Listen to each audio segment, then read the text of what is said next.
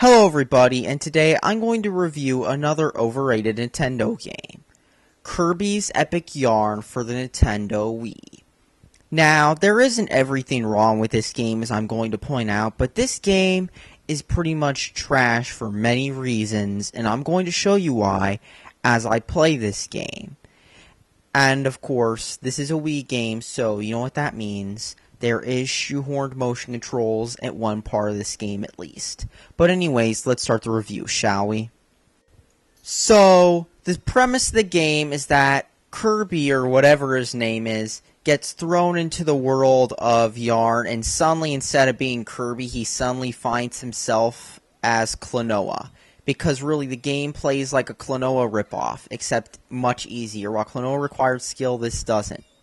Basically, what you do is you run around, hit the button while you get the ability to, like, throw stuff, and then pick it up on your head and then throw it forward. Gee, that sounds a lot like Klonoa, doesn't it? Because this game feels like a cut-rate version of Klonoa, just with Nintendo branding and Nintendo characters instead. But basically, that's really the point of this game. The game is extremely easy, and it's near impossible, if it is possible, to die because you're handed out gems, and when you hit something, you lose many of your gems, but not all of them. So this game is extremely easy and feels like an extremely easy version of Klonoa, pretty much. Now, that's really all there is in the gameplay department because this game requires no skill and has no real difficulty, like I said. So, let me talk about the other parts of this game, shall we? Now that I've summed up the gameplay, since the gameplay of this game is pretty much a bad Klonoa clone, let me talk about the one part where this game isn't terrible at. Because, let me talk about the music first, because that's meh. The music is just bland, forgettable elevator music, because that's all it really is. Nothing memorable to see here, move along. But now it's time for me to talk about the graphics, because this is probably one of the games that puts the myth into certain people about how you can only have graphics in game. You can only have either graphics or gameplay in a game, because I see that myth posted a lot. This is one of the games that probably helps substantiate that myth. And why, you may ask? Well, let me pretty much explain to you why. The only good part about this game are the graphics. I'm not kidding. It's like they put all their effort into having an amazing art style. I mean, the art style is, you can either like it or you hate it, but considering this is a Wii game, it looks pretty good, especially considering how this is running on basically a modified GameCube.